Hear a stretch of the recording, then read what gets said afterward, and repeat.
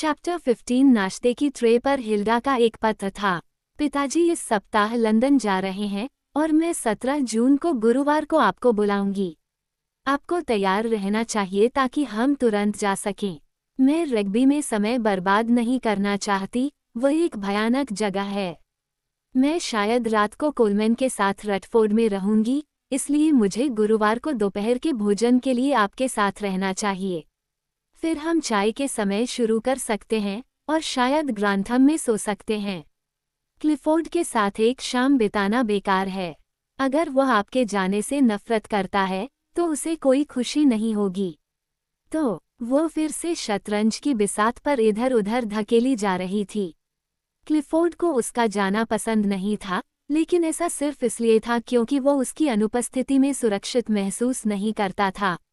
किसी कारण से उसकी उपस्थिति उसे सुरक्षित महसूस कराती थी और वह अपने कामों को करने के लिए स्वतंत्र था।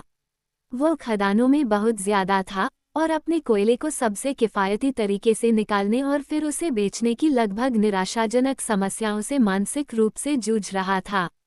वह जानता था कि उसे इसका इस्तेमाल करने या इसे बदलने का कोई तरीका ढूंढना चाहिए ताकि उसे इसे बेचने की ज़रूरत न पड़े या इसे बेचने में विफल होने का दुख न हो। लेकिन अगर वह बिजली बनाता तो क्या वह उसे बेच सकता था या उसका इस्तेमाल कर सकता था? और तेल में बदलना अभी भी बहुत महंगा और बहुत जटिल था। उद्योग को जीवित रखने के लिए और अधिक उद्योग होना चाहिए, पागलपन की तरह है। यह पागलपन था और इसमें सफल होने के लिए एक पागल आदमी की जरूरत थी। खैर, वह थोड़ा पागल था। कोनी को ऐसा ही लगा। गड्ढों के मामलों में उसकी तीव्रता और सूझबूझ उसे पागलपन की अभिव्यक्ति लगती थी, उसकी प्रेरणाएं पागलपन की प्रेरणाएं थीं। उसने अपनी सारी गंभीर योजनाओं के बारे में उससे बात की और वो एक तरह के आश्चर्य से सुनती रही और उसे बात करने देती रही। फिर प्रवाह बंद हो गया और उसने लाउडस्पीकर चालू कर दिया और एक शून्य बन गया, जबकि जाहिर तौर पर उसकी योजनाएं उसके अंदर एक तरह के सपने की तरह घूम रही थीं। और अब हर रात वह मिसेज बोल्टन के साथ पोंटून खेलता था, टॉमीज का वह खेल जिसमें वह 6 पेंस का जुआ खेलता था। और फिर जुए में वह एक तरह की बेहोशी या कोरे नशे या शून्यता के नशे में खो जाता था, जो भी था। कोनी उसे देखना बर्दाश्त नहीं कर सकती थी, लेकिन जब वह बिस्तर पर चली जाती तो वह और मिसेज बोल्टन सुबह 2 और 3 बजे तक सुरक्षित रूप से और अजीब वासना के साथ जुआ खेलते। मिसेज बोल्टन क्लिफोर्ड की तरह ही वासना में फंसी हुई थी, और भी ज्यादा, क्योंकि वह लगभग हमेशा हार जाती थीं। एक दिन उसने कोनी से कहा, कल रात मैं सर क्लिफोर्ड के हाथों 23 शिलिंग हार गई। और क्या उसने आपसे पैसे ले लिए? कोनी ने हैरानी से पूछा। क्यों, बिल्कुल, मेरी महिला सम्मान का कर्ज, कोनी ने जोरदार तरीके से तर्क दिया और उन दोनों पर गुस्सा भी हुआ। नतीजा ये हुआ कि सर क्लिफोर्ड ने श्रीमती बोल्टन की तनख्वाह $100 प्रति वर्ष बढ़ा दी और वह उस पर दांव लगा सकती थी। इस बीच कोनी को लगा कि क्लिफोर्ड वाकई बहुत ज्यादा उदास हो रहा है। उसने उसे बताया कि वह 17 तारीख को जा रही है। 17वां, उसने कहा, और तुम कब वापस आओगे? अधिकतम 20 जुलाई तक। हाँ, 20 जुलाई। वह उसे अजीब और शून्य भाव से देख रहा था, एक बच्चे की तरह स्पष्टता के साथ, लेकिन एक बूढ़े आदमी की तरह अजीब और शून्य चालाकी के साथ। अब आप मुझे निराश तो नहीं करेंगे, है ना? उन्होंने कहा। कैसे? मेरा मतलब है कि जब आप दूर होंगे तो क्या आप वापस आएंगे? मुझे पूरा विश्वास है कि मैं वापस आऊंगा। हाँ, अच्छा। 20 जुलाई। वो उसे बहुत अजीब नज़रों से देख रहा था, फिर भी वह वास्तव में चाहता था कि वह जाए। ये बहुत ही अजीब बात थी। वह चाहता था कि वह जाए, सकारात्मक रूप से, अपने छोटे मोटे रोमांच का आनंद ले और शायद गर्भवती होकर घर आए, और यह सब। साथ ही वो उसके जाने से डरता भी था। वह कांप रही थी, उसे पूरी तरह से छोड़ देने के अपने असली अवसर को देख रही थी, उस समय की प्रतीक्षा कर रही थी जब वह स्वयं परिपक्व हो जाए। वह बैठ गई और अपने विदेश जाने के बारे में रखवाले से बात करने लगी। और फिर जब मैं वापस आऊंगी, उसने कहा, मैं क्लिफोर्ड से कह सकती हूँ कि मुझे उसे छोड़ देना चाहिए। और तुम और मैं चले जा सकते हैं। उन्हें कभी यह जानने की भी जरूरत नहीं होगी कि यह तुम हो। हम किसी दूसरे देश में जा सकते हैं, है न? अफ्रीका या ऑस्ट्रेलिया, है न? वह अपनी योजना से काफी रोमांचित थी। क्या तुम कभी कॉलोनियों में नहीं गई हो? उसने उससे पूछा। नहीं, आप हैं। मैं भारत, दक्षिण अफ्रीका और मिस्र में रहा हूँ। हमें दक्षिण अफ्रीका क्यों नहीं जाना चाहिए? हो सकता है, उसने धीरे से कहा, या फिर तुम नहीं चाहते? उसने पूछा। मुझे परवाह नहीं है। मुझे इसकी परवाह नहीं है कि मैं क्या करता हूँ। क्या ये तुम्हें खुश नहीं करता? क्यों नहीं? हम गरीब नहीं रहेंगे। मेरे पास सालाना लगभग $600 हैं, मैंने लिखा और पूछा।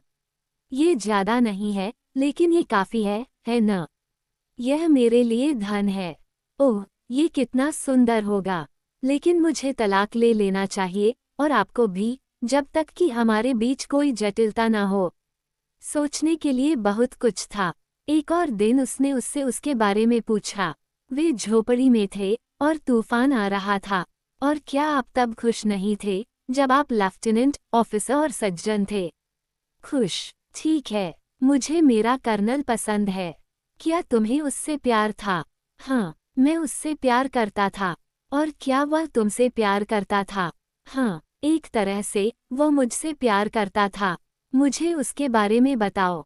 बताने के लिए क्या है? वह रैंक से ऊपर उठकर आया था। उसे सेना से प्यार था, और उसने कभी शादी नहीं की थी। वह मुझसे 20 साल बड़ा था। वह बहुत बुद्धिमान आदमी था, और सेना में अकेला था, जैसा कि एक आदमी होता है, अपने तरीके से एक भावुक आदमी, और एक बहुत ही चतुर अधिकारी। जब तक मैं उसके साथ था, मैं उसके प्रभाव में रहता था। मैंने उसे अपने जीवन को चलाने दिया, और मुझे इसका कभी अफसोस नहीं हुआ। और जब वह मर गया तो क्या तुम्हें बहुत दुख हुआ? मैं खुद मौत के करीब था, लेकिन जब मैं होश में आया तो मुझे पता चला कि मेरा एक और हिस्सा खत्म हो गया है। लेकिन तब मुझे हमेशा से पता था कि यह मौत में खत्म हो जाएगा। जहाँ तक इस बात का सवाल है, सभी चीजें खत्म हो जाती हैं। वह बैठी और सोचती रही। बाहर बिजली कड़क रही थी।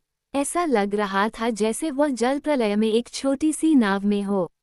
ऐसा लगता है कि आपके पीछे बहुत कुछ है, उसने कहा।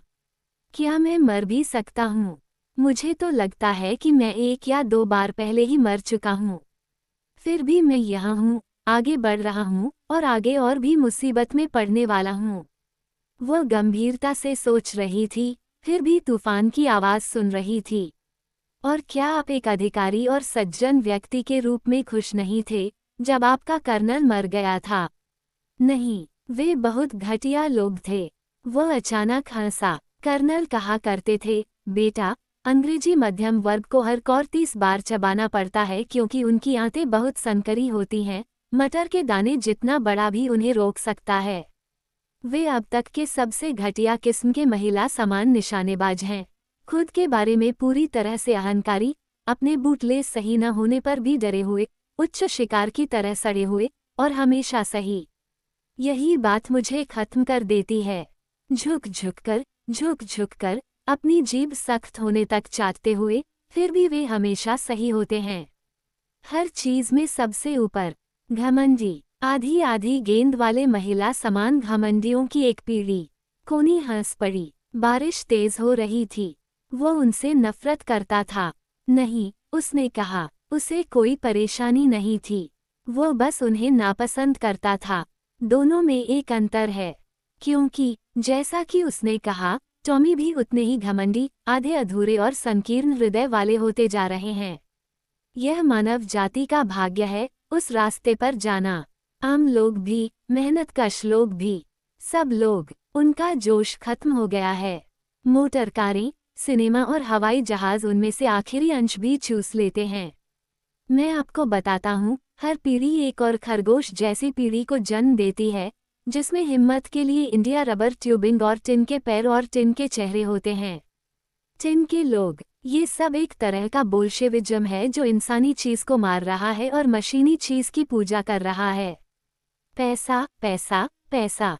सभी आधुनिक लोग इंसान से पुरानी मानवीय भावना को मारने, पुराने आदम और पुरानी हव्वा को चूर्ण बनाने में असली मजा लेते हैं। वे सभी एक जैसे हैं।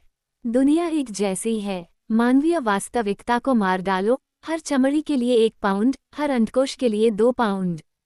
छूत क्या है? मशीन चुदाई के अलावा ये सब एक जैसा है।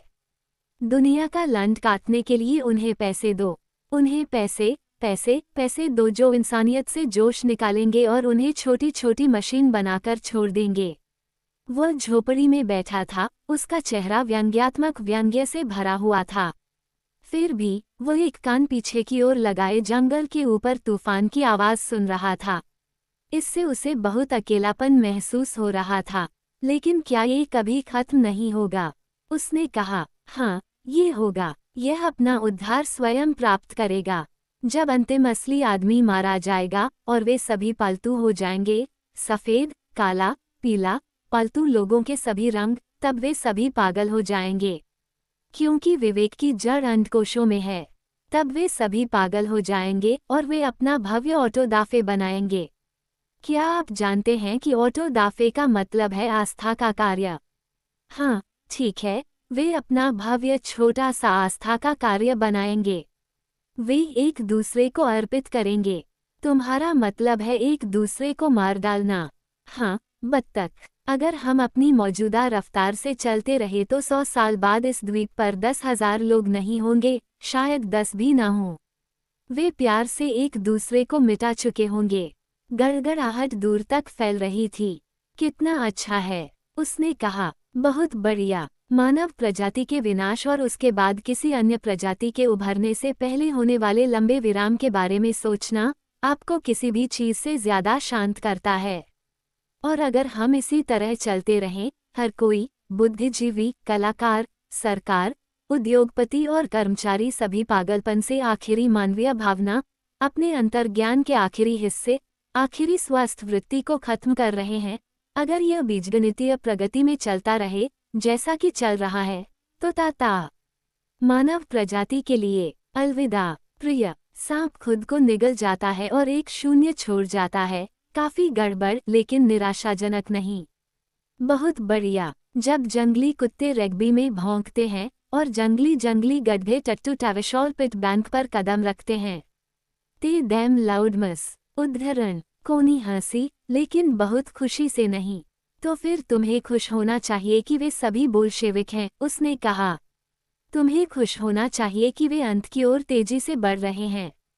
तो मैं हूँ। मैं उन्हें नहीं रोकता, क्योंकि अगर मैं चाहता तो भी नहीं रोक पाता। तो फिर तुम इतने क्रोधित क्यों हो? नहीं, अगर मेरा मुर्गा आखिरी बांग दे तो मुझे कोई आपत्ति नहीं है। लेकिन अगर आपका बच्चा हो गया तो, उसने कहा। उसने अपना सिर झुका लिया। क्यों? उसने अंत में कहा। मुझे लगता है कि इस दुनिया में एक बच्चे को लाना एक गलत और कड़वी बात है। नहीं, ऐसा मत कहो, ऐसा मत कहो, उसने विनती की। मुझे लगता है कि मैं एक लेने जा रही हूँ। जो चाहे कहो। उसने अपना हाथ उसके हाथ पर रख दिया। मैं आपके प्रसन्न होने से प्रसन्न हूँ, उन्होंने कहा। लेकिन मेरे लिए यह अजन्मे प्राणी के प्रति भयंकर विश्वासघात है। अरे नहीं, उसने चौंकते हुए कहा। तो फिर तुम मुझे कभी चाह ही नहीं सकते। तुम मुझे चाह ही नहीं सकते, अगर तुम्हें ऐसा लगता है। वो फिर चुप हो गया, उसका चेहरा उदास था। बाहर सिर्फ बारिश की फुहारें ही सुनाई दे रही थीं। ये बिल्कुल सच नहीं है, उसने फुसफुसाते हुए कहा। ये बिल्कुल सच नहीं है। एक और सच है। उसे लगा कि अब वो कुछ हद तक इसलिए नाराज था क्योंकि वो उसे छोड़कर जानबूझकर वेनिस जा रही थी। और यह बात उसे आधी पसंद थी। उसने उसके कपड़े खोले और उसका पेट नंगा किया और उसकी नाभि को चूमा। फिर उसने अपना गाल उसके पेट पर रखा और अपनी बाँह उसकी गर्म, खामोश कमर के चारों ओर दबा दी। वे बाड़ में अकेले थे। मुझे बताओ कि तुम एक बच्चा चाहती हो, उम्मीद में। उसने अपना चेहरा उसके पेट पर दबाते हुए कहा। मुझे बताओ कि तुम चाहती हो। क्यों? उसने आखिरकार कहा, और उसने उसके शरीर में बदलती चेतना और आराम की अजीब सी कंपन महसूस की। क्यों? मैंने कभी कभी सोचा है कि अगर कोई कोशिश करे तो यहाँ कोयला खदानों के बीच भी वे अब बहुत खराब काम कर रहे हैं और ज्यादा नहीं कमा रहे हैं। अगर कोई आदमी उनसे कह सके, पैसे के अलावा कुछ नहीं सोचता। जब ज़रूरतों की बात आती है तो हम बहुत कम चाहते हैं। चलो पैसे के लिए नहीं जीते। उसने धीरे से अपना गाल उसके पेट पर रगड़ा और उसके अंडकोशों को अपने हाथ में पकड़ लिया। लिंग में अजीब सी जान के साथ धीरे से हलचल हुई, लेकिन वो ऊपर नहीं उठा। बाहर बारिश जोरों से बरस रही थी। चलो कुछ और के लिए जीते हैं। चलो पैसा कमाने के लिए नहीं जीते, न अपने लिए और न ही किसी और के लिए। अब हम मजबूर हैं। हम अपने लिए थोड़ा बहुत कमाने के लिए मजबूर हैं और मालिकों के लिए भी। चलो इसे बंद करते हैं। थोड़ा थोड़ा करके चलो इसे बंद करते हैं। हमें चिल्लाने और बड़बड़ाने की ज़रूरत नहीं है। थोड़ा थोड़ा करके चलो पूरी औद्योगिक जिंदगी छोड़ देते हैं और वापस लौट जाते हैं। थोड़ा थोड़ा पैसा ही काफ़ी है। सबके लिए, मेरे और तुम्हारे लिए, मालिकों और मालिकों के लिए, यहाँ तक कि राजा के लिए भी। थोड़ा थोड़ा पैसा ही काफ़ी है। बस अपना मन बना लो और तुम इस झंझट से बाहर निकल गए। वह रुका, फिर बोला, और मैं उनसे कहता, देखो, जो को देखो, वह बहुत बढ़िया चलता है। देखो वह कैसे चलता है, जीवंत और जागरूक। वह सुंदर है। और जोना को देखो, वह अनाड़ी है, वह बदसूरत है, क्योंकि वह कभी भी खुद को जगाने के लिए तैयार नहीं है। मैं उनसे कहता, देखो, अपने आप को देखो, एक कंधा दूसरे से ऊंचा, पैर मुड़े हुए, पैर सब गांठदार। तुमने अपने लिए क्या किया है? इस धमाकेदार काम से खुद को बिगाड़ लिया है। इतना काम करने की जरूरत नहीं है। अपने कपड़े उतारो और अपने आप को देखो। तुम्हें जीवित और सुंदर होना चाहिए और तुम्हें बदसूरत और आधा मरा हुआ होना चाहिए। इसलिए मैं उनसे कहता, और मैं अपने आदमियों को अलग अलग कपड़े पहनाता, करीब लाल पतलून, चमकदार लाल और छोटी छोटी सफ़ेद जैकेट। क्यों? और महिलाएं अपनी पसंद के कपड़े पहन सकती थीं, क्योंकि अगर एक बार पुरुष चमकीले लाल रंग के पैरों के साथ चले और नितंब छोटे सफ़ेद जैकेट के नीचे लाल रंग के दिख रहे हों, तो महिलाएं महिलाएं होने लगेंगी। ऐसा इसलिए है क्योंकि पुरुष पुरुष नहीं है, इसलिए महिलाओं को पुरुष होना पड़ता है और समय के साथ टैवरशाल को गिरा दें और कुछ खूबसूरत इमारतें बनाएं जो हम सभी को रहने लायक हों, और देश को फिर से साफ करें, और ज़्यादा बच्चे न पैदा करें क्योंकि दुनिया में भीड़-भाड़ है। लेकिन मैं पुरुषों को उपदेश नहीं दूंगा, बस उन्हें नंगा करके कहूँगा, खुद को देखो। वे पैसे के लिए काम कर रहे हैं, खुद को देखो। वे पैसे के लिए काम कर रहे हैं। तुम पैसे के लिए काम कर रहे हो। टैवरशाल को देखो, ये भयानक है। ऐसा इसलिए है क्योंकि इसे तब बनाया गया था जब तुम पैसे के लिए काम कर रहे थे। अपनी लड़कियों को देखो, उन्हें तुम्हारी परवाह नहीं है, तुम्हें उनकी परवाह नहीं है। ऐसा इसलिए है क्योंकि तुमने अपना समय काम करने और पैसे की देखभाल करने में बिताया है। तुम न तो बात कर सकते हो, न ही हिल सकते हो और न ही जी सकते हो। तुम किसी महिला के साथ ठीक से नहीं रह सकते। तुम जीवित नहीं हो। खुद को देखो। वहाँ एकदम सन्नाटा छा गया। कोनी आधी बातें सुन रही थी और अपने पेट की जड़ में बालों में कुछ भूल भुलैया के फूल पिरो रही थी जो उसने झोपड़ी के रास्ते में इकट्ठा किए थे। बाहर दुनिया शांत हो गई थी और थोड़ी बर्फीली थी। तुम्हारे बाल 4 तरह के हैं, उसने उससे कहा। तुम्हारी छाती पर बाल लगभग काले हैं और तुम्हारे सिर पर बाल काले नहीं हैं, लेकिन तुम्हारी मूंछें सख्त और गहरे लाल रंग की हैं, और यहाँ तुम्हारे बाल, तुम्हारे प्रेम बाल, चमकीले लाल सुनहरे मिस्लटों के छोटे ब्रश की तरह हैं। ये सबसे सुंदर है। उसने नीचे देखा और अपनी कमर के बालों में फॉरगेट मी नॉट्स के दूधिया टुकड़े देखे। अरे, भूल भुलैया को यहीं रखना चाहिए, पुरुष के बालों में या युवती के बालों में। लेकिन क्या तुम्हें भविष्य की परवाह नहीं है? वो उसे देखी। ओह, मुझे बहुत बुरा लगता है, उसने कहा, क्योंकि जब मुझे लगता है कि मानव जगत बर्बाद हो गया है, अपने ही गंदे पाशविकता के कारण खुद बर्बाद हो गया है, तब मुझे लगता है कि उपनिवेश काफी दूर नहीं है। चांद भी काफी दूर नहीं होगा, क्योंकि वहां भी आप पीछे मुड़कर देख सकते हैं और धरती को देख सकते हैं, गंदी, पाशविक, सभी सितारों के बीच बेस्वाद, मनुष्यों द्वारा गंदा किया गया। तब मुझे लगता है कि मैंने पित्त निगल लिया है और यह मुझे अंदर से खा रहा है और कहीं भी इतनी दूर नहीं है कि मैं बच सकूं। लेकिन जब मेरी बारी आती है तो मैं सब कुछ फिर से भूल जाता हूँ। हालांकि यह शर्मनाक है कि पिछले 100 सालों में लोगों के साथ क्या किया गया है। मनुष्य केवल श्रम कीटों में बदल गए हैं और उनकी सारी मर्दानगी और उनका सारा वास्तविक जीवन छीन लिया गया है। मैं फिर से धरती के चेहरे से मशीनों को मिटा दूंगा और औद्योगिक युग को पूरी तरह से समाप्त कर दूंगा, एक काली गलती की तरह। लेकिन चूंकि मैं ऐसा नहीं कर सकता और कोई भी ऐसा नहीं कर सकता, इसलिए बेहतर होगा कि मैं चुप रहूं और अपनी जिंदगी जीने की कोशिश करूं। अगर मुझे जीने को कुछ मिला भी तो मुझे संदेह है। बाहर गड़गड़ाहट बंद हो गई थी, लेकिन बारिश जो कम हो गई थी, अचानक बिजली की आखिरी चमक और विदा होते तूफान की गड़गड़ाहट के साथ नीचे आ गई। कोनी बेचैन थी। उसने अब तक बहुत देर तक बात की थी और वह वास्तव में उससे नहीं बल्कि खुद से बात कर रहा था। निराशा उस पर पूरी तरह से हावी हो गई थी और वह खुश महसूस कर रही थी। उसे निराशा से नफरत थी। वह जानती थी कि उसका उसे छोड़कर जाना, जिसे उसने अभी अभी अपने अंदर महसूस किया था, उसे फिर से इस मूड में डाल दिया था। और वह थोड़ी जीत गई। उसने दरवाज़ा खोला और स्टील के पर्दे की तरह सीधी भारी बारिश को देखा और अचानक उसमें से निकलकर भाग जाने की इच्छा हुई। वह उठी और तेजी से अपने मोजे उतारने लगी, फिर अपनी ड्रेस और अंडरवियर, और उसने अपनी सांस रोक ली। उसके नुकीले तीखे पशुवत स्तन हिलते डुलते थे। वो हरी रोशनी में हाथीदांत के रंग की थी। उसने फिर से अपने रबड़ के जूते पहने और एक अजीब सी हंसी के साथ बाहर भागी, अपने स्तनों को भारी बारिश में पकड़े हुए और अपनी बाहें फैलाते हुए, और बारिश में धुंधले ढंग से दौड़ते हुए उसने बहुत पहले ड्रेस्डेन में सीखी हुई लयबद्ध नृत्य मुद्राएं अपनाईं।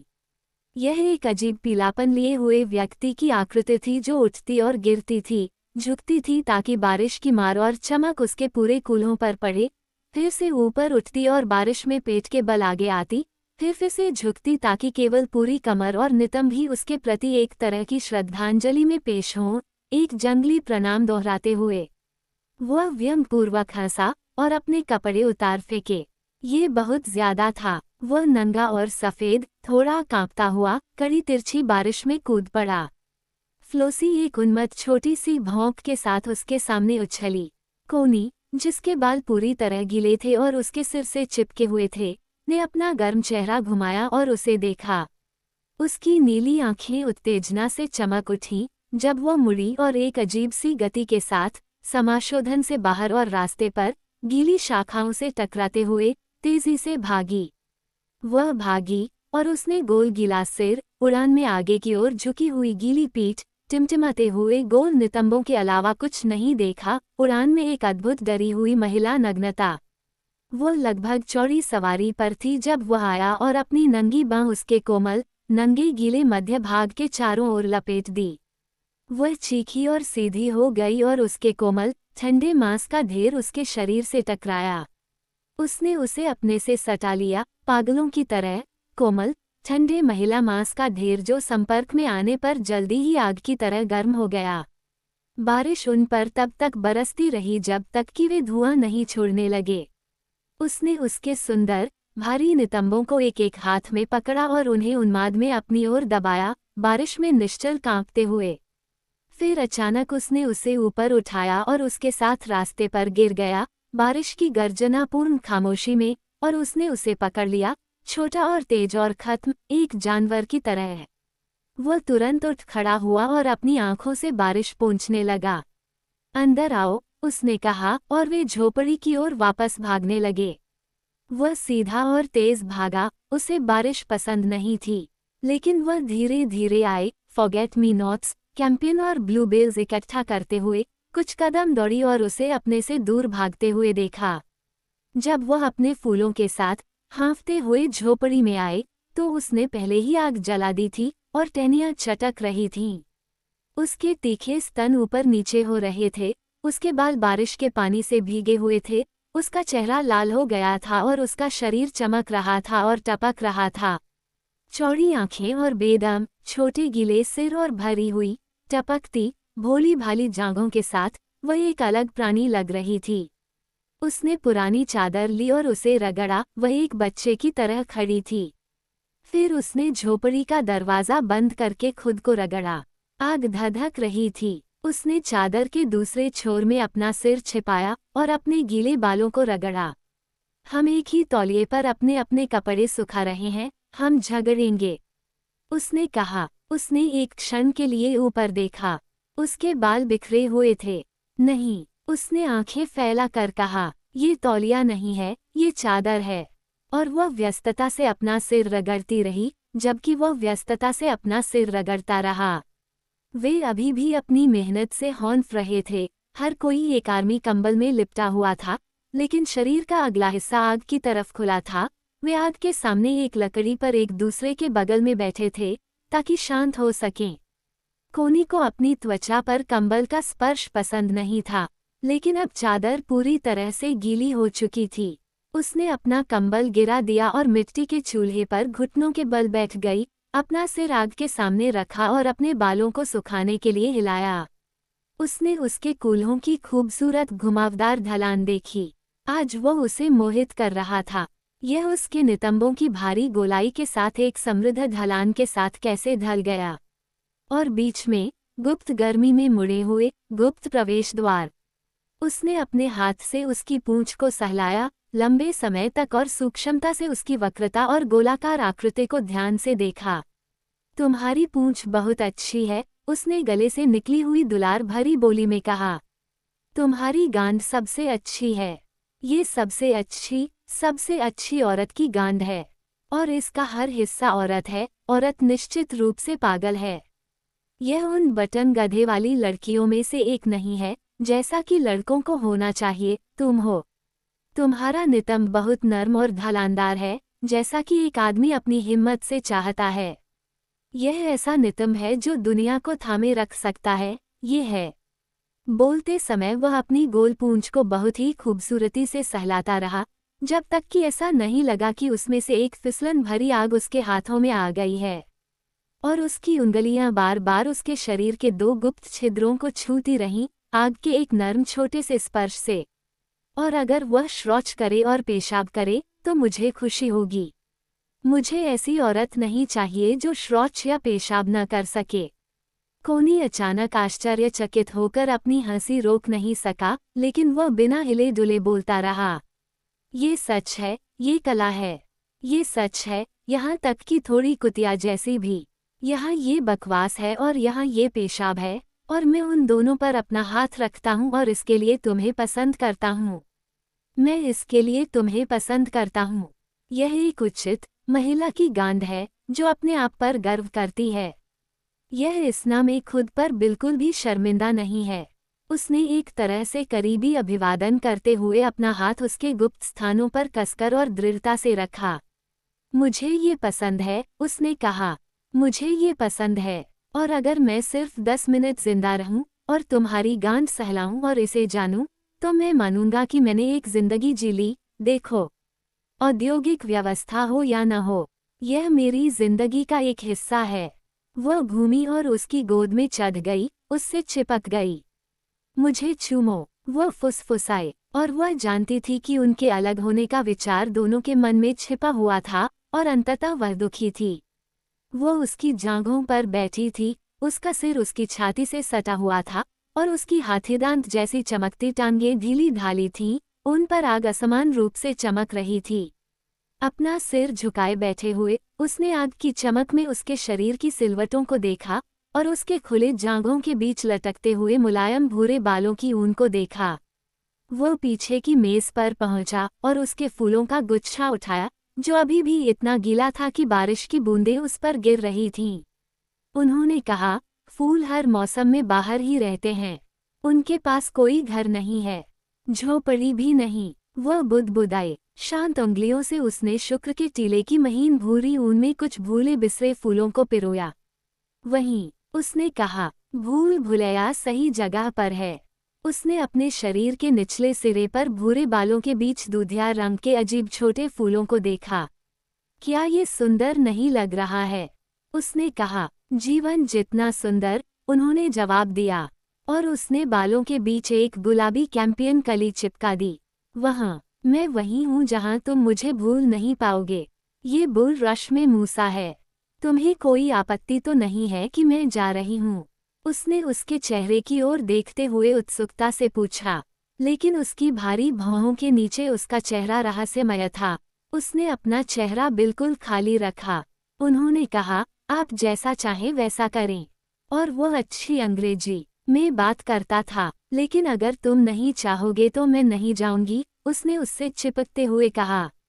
वहाँ सन्नाटा छा गया। उसने झुककर आग पर लकड़ी का एक और टुकड़ा रख दिया। लो उसके खामोश, विचलित चेहरे पर चमक रही थी। वो इंतजार करती रही, लेकिन उसने कुछ नहीं कहा। बस मुझे लगा कि क्लिफोर्ड के साथ ब्रेक शुरू करने का यह एक अच्छा तरीका होगा। मैं एक बच्चा चाहती हूँ, और इससे मुझे मौका मिलेगा, उसने फिर कहा। उन्होंने कहा, उन्हें कुछ झूठ सोचने का मौका दें। हाँ, ये सब और भी बातें हैं। क्या आप चाहते हैं कि वे सच सोचें? मुझे इसकी परवाह नहीं कि वे क्या सोचते हैं। हाँ, मैं नहीं चाहता कि वे मुझे अपने अप्रिय ठंडे दिमाग से संभालें, खासकर तब जब मैं अभी भी रग्बी में हूँ। जब मैं आखिरकार चला जाऊंगा तो वे जो चाहें सोच सकते हैं। वह चुप था, लेकिन सर क्लिफोर्ड को उम्मीद है कि आप उनके पास वापस आएंगे। ओह, मुझे वापस आना होगा, उसने कहा, और वहाँ सन्नाटा छा गया। और क्या रग्बी में आपका कोई बच्चा होगा? उसने पूछा। उसने अपनी बांह उसके गले में डाल दी। उसने कहा, यदि आप मुझे नहीं ले जाएंगे तो मुझे ले जाना पड़ेगा। कहाँ ले चलूं? कहीं भी दूर, लेकिन रग्बी से एकदम दूर। कब? क्यों? जब मैं वापस आऊंगा। उन्होंने कहा, लेकिन यदि आप एक बार चले गए हैं तो दोबारा आकर वही काम करने से क्या फायदा? ओह, मुझे वापस आना ही होगा। मैंने वादा किया है। मैंने बहुत ईमानदारी से वादा किया है। इसके अलावा, मैं तुम्हारे पास वापस आऊंगा, सच में। अपने पति के गेम कीपर को। उन्होंने कहा, मुझे नहीं लगता कि यह कोई मायने रखता है। नहीं, वो कुछ देर सोचता रहा। और फिर कब जाने के बारे में सोचोगी, आखिरकार? ठीक ठीक कब? ओह, मुझे नहीं पता। मैं वेनिस से वापस आऊंगा। और फिर हम सब कुछ तैयार करेंगे। कैसे तैयारी करें? ओह, मैं क्लिफोर्ड को बता दूंगा। मुझे उसे बताना ही होगा। क्या आप? वह चुप रहा। उसने अपनी बाहें उसके गले में डाल दी। मेरे लिए इसे कठिन मत बनाओ, उसने विनती की। कौन सी बात कठिन बनानी है? मुझे वेनिस जाकर चीजों का प्रबंध करना है। उसके चेहरे पर हल्की सी मुस्कान, आधी मुस्कान झलक उठी। मैं इसे मुश्किल नहीं बनाता, उसने कहा। मैं सिर्फ ये जानना चाहता हूँ कि तुम क्या चाहती हो, लेकिन तुम खुद को वास्तव में नहीं जानती। तुम समय लेना चाहती हो, दूर जाओ और इसे देखो। मैं तुम्हें दोष नहीं देता। मुझे लगता है कि तुम समझदार हो। तुम रग्बी की मालकिन बने रहना पसंद कर सकती हो।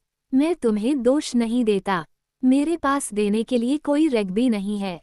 वास्तव में, तुम जानती हो कि तुम मुझसे क्या हासिल करोगी। नहीं, नहीं, मुझे लगता है कि तुम सही हो। मैं सच में सही हूँ। और मैं तुम्हारे साथ रहने, तुम्हारे द्वारा रखे जाने के लिए उत्सुक नहीं हूँ। ये भी है। उसे ऐसा महसूस हुआ जैसे वह उसे मुंहतोड़ जवाब दे रहा हो। लेकिन तुम तो मुझे चाहते हो, है न? उसने पूछा। क्या तुम मुझे चाहते हो? तुम्हें पता है कि मैं ऐसा करता हूँ। ये स्पष्ट है। बिल्कुल। और तुम मुझे कब चाहते हो? तुम्हें पता है कि जब मैं वापस आऊंगा तो हम सब कुछ व्यवस्थित कर लेंगे। अब मैं तुम्हारे साथ सांस नहीं ले पा रहा हूँ। मुझे शांत और स्पष्ट होना चाहिए।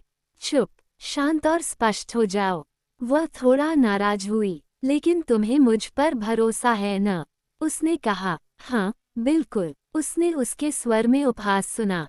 तो फिर मुझे बताओ, उसने स्पष्ट शब्दों में कहा, क्या तुम्हें लगता है कि अगर मैं वेनिस न जाऊं तो बेहतर होगा? मुझे यकीन है कि अगर आप वेनिस चले जाएं तो बेहतर होगा, उन्होंने शांत, थोड़ा उपहासपूर्ण स्वर में उत्तर दिया। तुम्हें पता है कि यह अगला गुरुवार है? उसने कहा। हाँ, अब वो सोचने लगी। आखिरकार उसने कहा, और जब मैं वापस आऊंगा तो हमें बेहतर पता चल जाएगा कि हम कहाँ हैं, है न? हाँ, जरूर। उनके बीच मौन की विचित्र खाई। मैं अपने तलाक के बारे में वकील के पास गया था, उन्होंने थोड़ा संकोच के साथ कहा। वो हल्का सा कांप उठी। क्या तुमने ऐसा किया है? उसने पूछा। और उसने क्या कहा? उसने कहा कि मुझे ये काम पहले ही कर लेना चाहिए था, शायद यह मुश्किल हो। लेकिन चूंकि मैं सेना में था, इसलिए उसे लगता है कि यह सब ठीक हो जाएगा। बस इतना ही कि इससे वह मेरे सिर पर आ न जाए। क्या उसे यह जानना होगा? हाँ, उसे नोटिस भेजा गया है, और जिस आदमी के साथ वह रहती है, सह प्रतिवादी को भी नोटिस भेजा गया है। क्या ये सब घिनौना नहीं है? मुझे लगता है कि मुझे क्लिफोर्ड के साथ यह सब देखना होगा। वहाँ सन्नाटा छा गया। और हाँ, उन्होंने कहा, मुझे अगले 6 या 8 महीनों तक एक आदर्श जीवन जीना है। इसलिए अगर आप वेनिस जाते हैं, तो कम से कम 1 या 2 हफ्ते के लिए प्रलोभन दूर हो जाता है। क्या मैं प्रलोभन हूँ? उसने उसके चेहरे को सहलाते हुए कहा। मुझे बहुत खुशी है कि मैं तुम्हारे लिए प्रलोभन हूँ। इस बारे में मत सोचो। जब तुम सोचना शुरू करते हो तो मुझे डर लगता है, तुम मुझे चकनाचूर कर देते हो। इस बारे में मत सोचो। जब हम अलग होते हैं तो हम बहुत कुछ सोच सकते हैं। यही तो पूरी बात है। मैं सोच रही थी, जाने से पहले मुझे तुम्हारे पास एक और रात के लिए आना चाहिए। मुझे एक बार फिर कॉटेज में आना चाहिए। क्या मैं गुरुवार की रात को आऊं? क्या उस समय आपकी बहन भी वहां नहीं होगी? हाँ, लेकिन उसने कहा कि हम चाय के समय शुरू करेंगे। इसलिए हम चाय के समय शुरू कर सकते हैं। लेकिन वह कहीं और सो सकती है और मैं तुम्हारे साथ सो सकता हूँ। लेकिन फिर तो उसे जानना ही पड़ेगा। ओह, मैं उसे बता दूंगा। मैंने उसे कमोबेश पहले ही बता दिया है। मुझे हिल्डा से इस बारे में बात करनी चाहिए। वो बहुत मददगार है, बहुत समझदार है। वो उसकी योजना के बारे में सोच रहा था। तो आप चाय के समय रग्बी से निकलेंगे, जैसे कि आप लंदन जा रहे हों। आप किस तरफ जा रहे थे? नॉटिंघम और ग्रांथम द्वारा। और फिर तुम्हारी बहन तुम्हें कहीं छोड़ देगी और तुम पैदल या गाड़ी से वापस यहाँ आओगे। मुझे तो ये बहुत जोखिम भरा लगता है। क्या ऐसा है? अच्छा, तो हिल्डा मुझे वापस ला सकती है। वह मैंसेफील्ड में सो सकती है, और शाम को मुझे यहाँ वापस ला सकती है, और सुबह फिर से मुझे ले जा सकती है। ये बहुत आसान है। और जो लोग तुम्हें देखते हैं, मैं चश्मा और घूंघट पहनूंगी। वो कुछ देर तक सोचता रहा। ठीक है, उन्होंने कहा, आप हमेशा की तरह खुद को खुश रखें। लेकिन क्या ये तुम्हें खुश नहीं करेगा? ओह हाँ, यह मुझे बिल्कुल अच्छा लगेगा, उसने थोड़ा गंभीर होकर कहा। मैं लोहा गर्म रहते हुए ही वार कर सकता हूँ। क्या तुम्हें पता है कि मैंने क्या सोचा? उसने अचानक कहा। यह अचानक मेरे दिमाग में आया। तुम जलते हुए मूसल के शूरवीर हो। अरे, और तुम, क्या तुम लाल गर्म मोटा वाली महिला हो? हाँ, उसने कहा। हाँ, आप सर पेस्टल हैं और मैं लेडी मोटा हूँ। ठीक है, तो मुझे नाइट की उपाधि दी गई। जॉन थॉमस आपकी लेडी जेन के लिए सर जॉन हैं। हाँ, जॉन थॉमस को नाइट की उपाधि दी गई है। मैं अपनी लेडी मेडेन हेयर हूँ, और आपके पास भी फूल होने चाहिए। हाँ, उसने उसके लिंक के ऊपर लाल सुनहरे बालों की झाड़ी में 2 गुलाबी कैंपियन पिरोए। वहाँ, उसने कहा, आकर्षक, आकर्षक, सर जॉन। और उसने उसके सीने के काले बालों में थोड़ा सा फॉरगेट मी नॉट ठूंस दिया।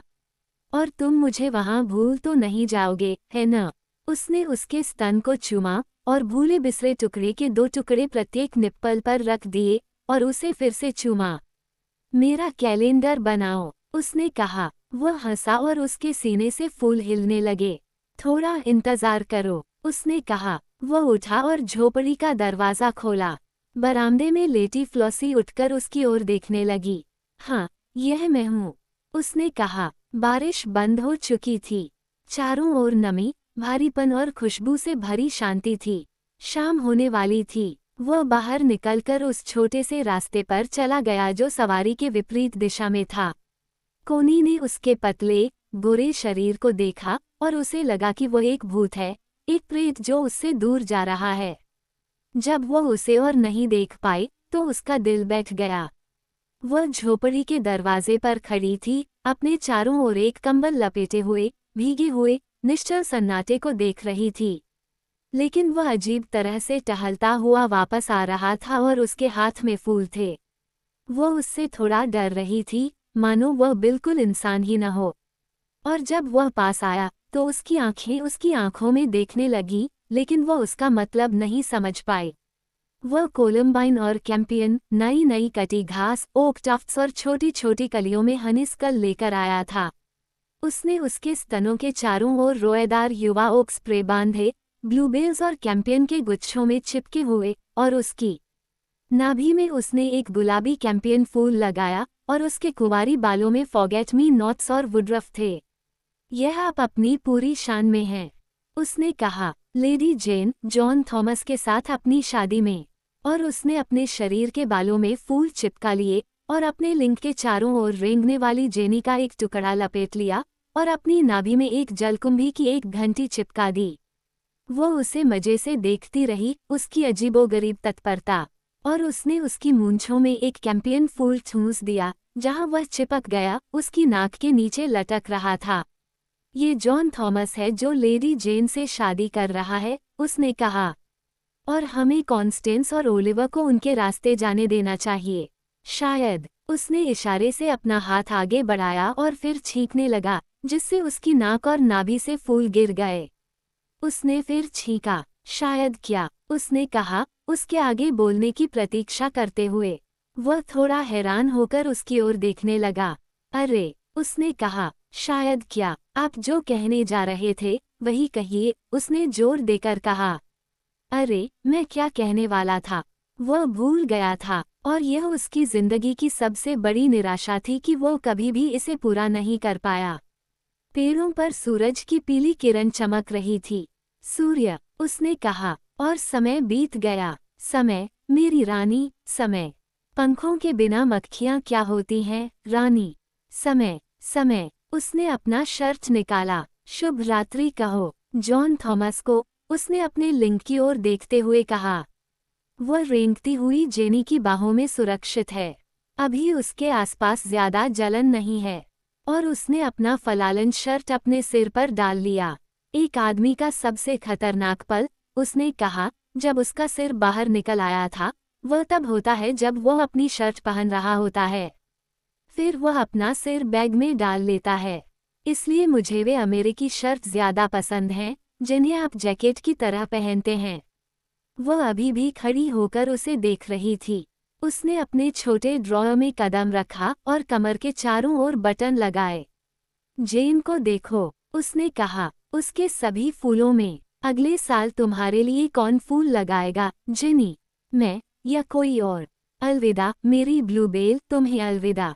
मुझे वह गाना पसंद नहीं है, ये युद्ध के शुरुआती दिन हैं। फिर वह बैठ गया और अपने मोजे खींचने लगा। वह अभी भी स्थिर खड़ी थी। उसने अपना हाथ उसके नितंबों की ढलान पर रख दिया। सुंदर छोटी लेडी जेन, उसने कहा, शायद वेनिस में तुम्हें कोई ऐसा आदमी मिल जाए जो तुम्हारे कुंवारी बालों में चमेली और तुम्हारी नाभि में अनार का फूल लगाए। बेचारी छोटी लेडी जेन, ऐसी बातें मत कहो, उसने कहा। तुम ये बातें सिर्फ मुझे दुख पहुंचाने के लिए कहते हो। उसने अपना सिर नीचे झुका लिया। फिर उसने बोली में कहा, हाँ, शायद मैं करूं, शायद मैं करूं। तो फिर, मैं कुछ नहीं कहूँगा, और हाँ, ये तो हो गया। लेकिन तुम जो कपड़े पहनती हो, सब इंग्लैंड के अपने आलीशान घरों में वापस चली जाओ, वे कितने खूबसूरत हैं। समय पूरा हो गया है। सर जॉन और छोटी लेडी जेन के लिए समय पूरा हो गया है। अपना शिम्मी पहन लो, लेडी चैटली। कोई भी हो सकता है जो बिना शिम्मी के और कुछ फूलों के चिथड़ों के बिना वहां खड़ा हो। तो मैं तुम्हारे कपड़े उतार दूंगा, बॉबटेल वाली युवा त्रस्टल। और उसने उसके बालों से पत्तियां ली, उसके गीले बालों को चूमा, और उसके स्तनों से फूल लिए, और उसके स्तनों को चूमा, और उसकी नाभि को चूमा, और उसके कुंवारी बालों को चूमा, जहां उसने फूलों को पिरोया था। वे जब तक चाहें, रुक सकते हैं, उसने कहा। तो वहां फिर से नंगी लड़की थी, सिर्फ नंगी गांड वाली लड़की और थोड़ी सी लेडी जेन। अब अपना नाचना शुरू करो, क्योंकि तुम जाओगी, नहीं तो लेडी चैटली को रात के खाने के लिए देर हो जाएगी, और तुम मेरी सुंदर नौकरानी के पास कहाँ गए थे।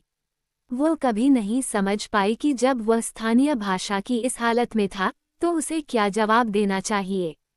इसलिए उसने अपने कपड़े पहने और रग्बी के घर जाने के लिए तैयार हो गई। या ऐसा उसे लगा, थोड़ा अपमानजनक घर।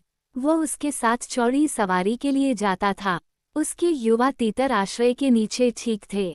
जब वह घुड़सवारी के लिए बाहर आए तो श्रीमती बोल्टन पीली सी लड़खड़ाती हुई उनकी ओर देख रही थीं। ओह मेरी लेडी, हम सोच रहे थे कि क्या कुछ हुआ होगा। नहीं, कुछ नहीं हुआ है। श्रीमती बोल्टन ने उस आदमी के चेहरे को देखा जो प्यार से चिकना और नया दिख रहा था। उसने उसकी आधी हंसी आधी मजाक वाली आंखों से मुलाकात की। वो हमेशा दुर्घटना पर हंसता था, लेकिन उसने उसे दयालुता से देखा। शाम, श्रीमती बोल्टन, अब आपकी महारानी ठीक हो जाएंगी, इसलिए मैं आपसे विदा ले सकता हूँ। आपकी महारानी को शुभ रात्रि। शुभ रात्रि, श्रीमती बोल्टन। उसने सलाम किया और मुंह फेर लिया।